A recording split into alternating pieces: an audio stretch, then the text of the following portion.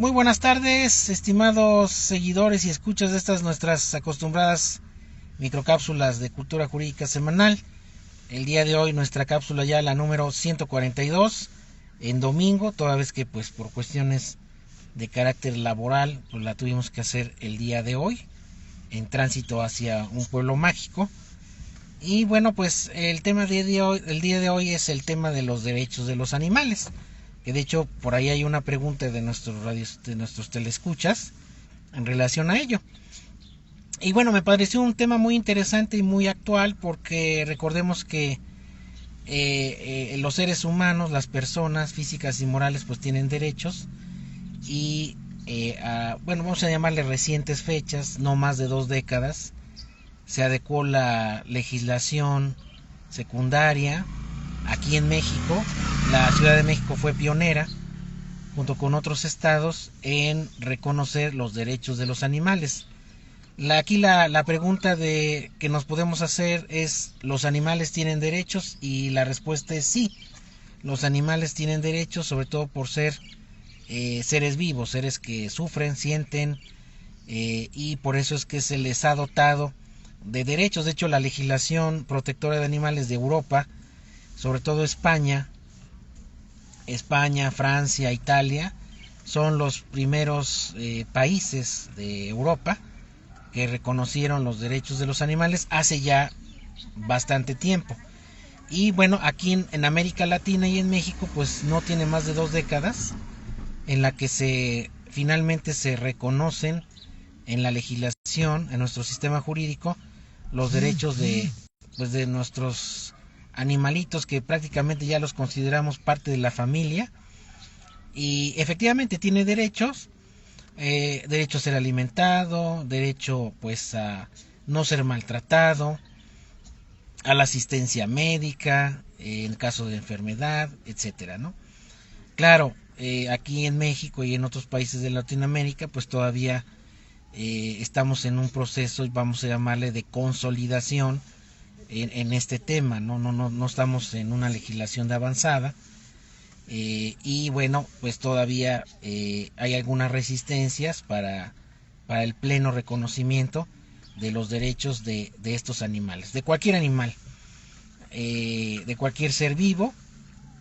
Y una de las características que tuvo al adecuarse la legislación es que se consideró como una conducta delictiva el maltrato animal, la figura del maltrato animal, que aquí en Puebla sí está tipificada. Cualquier acto que pues tenga como consecuencia el sufrimiento o la muerte de un animal va a ser sancionado hasta 4 años de prisión. Y esto bueno, les decía yo que la legislación de avanzada en materia de protección y control animal pues es la de la Ciudad de México, y la legislación más adecuada a la realidad de este tema.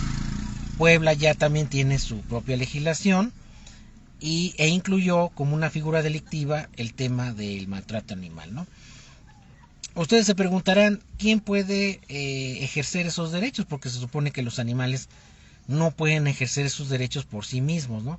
Y realmente cualquier persona, sea o no el titular del animal, puede ejercer esos derechos de protección hacia los animales,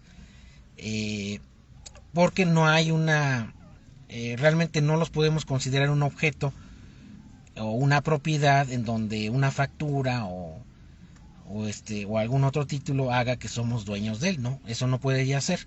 Si en el ser humano no sucede, pues en los animales tampoco, ¿no? Entonces, cualquier persona que tenga conocimiento de estas acciones de maltrato animal lo puede poner en conocimiento de la autoridad, y pues lo que se quiere privilegiar es que se proteja del sufrimiento a ese animal, y que sea responsable o se responsabilice a quien realice esas acciones, no necesariamente en el ámbito penal, o sea que vaya a tener una condena de prisión, no necesariamente, pero sí tratar de reparar el daño en la medida de lo posible, y poner en salvaguarda a ese animal, para evitar ya sea un mayor daño, o bien imponerle la eutanasia si es que se considera el animal va a sufrir debido a una enfermedad o una agresión que este tiene, ¿no? De hecho, la cultura de protección a los animales aquí en México pues ha ido avanzando, ha ido progresando. Ya hay mucho más respeto a los animales que el que se tenía en otras épocas, y ya la cultura de la protección animal pues prácticamente ya es un hecho en nuestro país. Y de hecho las autoridades municipales, que son las más cercanas a nosotros, ya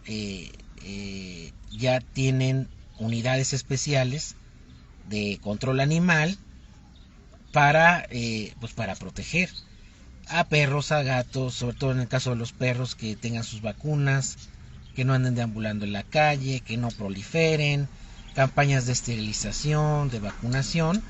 Así como se hace con los seres humanos, pues así también se hace con el tema de los animalitos, ¿no?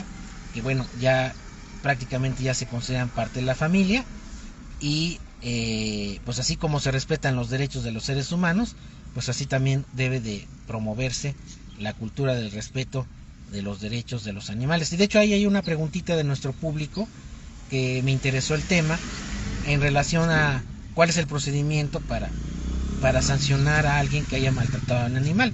Generalmente lo que se hace aquí, lo más adecuado es primero denunciarlo ante la autoridad municipal administrativamente.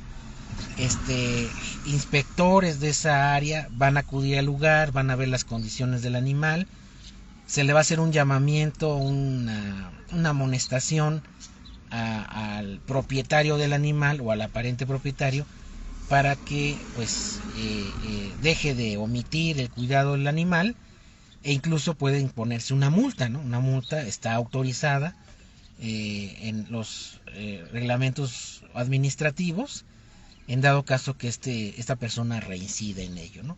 Eso independientemente de las acciones penales que se pudieran ejercer por el maltrato a los animales, que de hecho ya hay 3 estados de la República que ya impusieron recientemente sus primeras condenas por este delito, por el delito de maltrato animal, que bueno, en el caso de la legislación de Puebla tiene una sanción hasta de 4 años de prisión, ¿no? Entonces esa es la pregunta de Belén Rojas, que en relación con el tema del maltrato animal. Luego tenemos una segunda preguntita en relación con el tema de laboral, en donde nos dice un trabajador, profesor universitario, de que si es válido o legal que le pidan su declaración anual de años anteriores para efectos de temas contables. Les había comentado en alguna oportunidad de que la cuestión fiscal, nuestra situación económica, y que la tiene la autoridad, forma parte de la privacidad, forma parte de esos datos personales que ningún otro particular debe tener acceso. Es una información confidencial.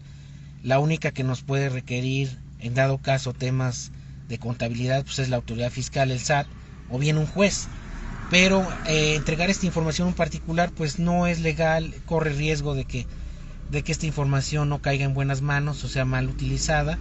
Desafortunadamente muchas empresas incurren en violaciones a temas de privacidad, y bueno, no sabemos para qué fines utilicen esta información, pero sí hay que tener mucho cuidado y sobre todo hacer un acuerdo de responsabilidad para ver si esa información qué fines va a tener o para qué con fines se va a utilizar, porque si no, pues obviamente puede haber un problema, ¿no? Esto nos dice Agustín Hernández de Tlaxcala, que es otra pregunta.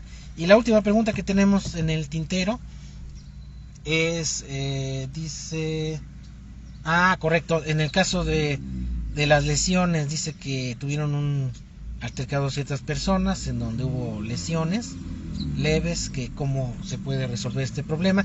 Le había comentado que las lesiones se van graduando de acuerdo al pronóstico de cura de la lesión. Esto obviamente lo tiene que determinar un médico, y hay lesiones leves que tardan en sanar menos de 15 días, y lesiones que tardan más de 15 días pero no ponen en riesgo la vida, o lesiones que tardan más de 15 días y pudieran poner en riesgo la vida de la persona, ¿no? Que son las lesiones graves.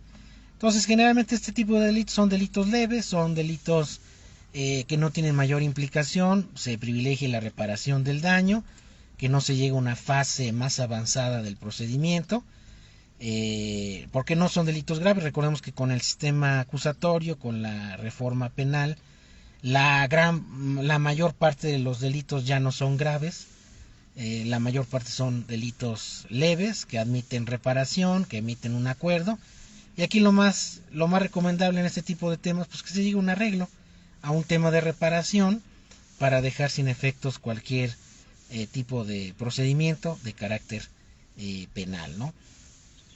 Sobre todo porque, bueno, ya solamente que sea un tema de una gravedad de una lesión, pues a lo mejor el problema va a ser que pudiera dejar una secuela y se contabilice o aumente los montos de la reparación en dado caso, ¿no? Pero bueno, eso habrá que corroborarlo en el examen médico que se haga de la persona en relación con las lesiones que éste presenta, ¿no? Pues bien, esas eran las preguntas que teníamos en el tintero. El tema del maltrato animal. Los animales tienen derechos. Aquí yo, en lo particular, estoy totalmente de acuerdo con una tenencia responsable. No deben de proliferar perros, sobre todo en las calles, porque eso es un tema que no es culpa de los animales, es culpa de las personas, de una tenencia irresponsable. Hay que esterilizarlos, hay que sacarlos con las medidas de seguridad, con correa, con bozal, alimentarlos, cuidarlos, querer a nuestros animalitos, gatos, perros. Saludamos a Kitty y a Mika, que nos están viendo, nuestras queridas mascotitas, miembros de la familia. Pues hay que cuidarlos y sobre todo vacunarlos, pues estar al pendiente de ellos, porque realmente ya son parte de la familia y tienen derechos, ¿no? Ya no es como antes, de que pues no se respetaba, si no se respetaba al ser humano, pues menos a los animales. Los animales tienen plenos derechos. Y obviamente es una legislación, pues vamos a llamarle reciente aquí en México, pues realmente porque no se tiene la cultura y porque las leyes, la legislación, pues no tiene más de 2 décadas. Pues muchas gracias, que estén bien y que tengan un excelente domingo. Y bueno, ojalá puedan compartir nuestras cápsulas. Muchas gracias.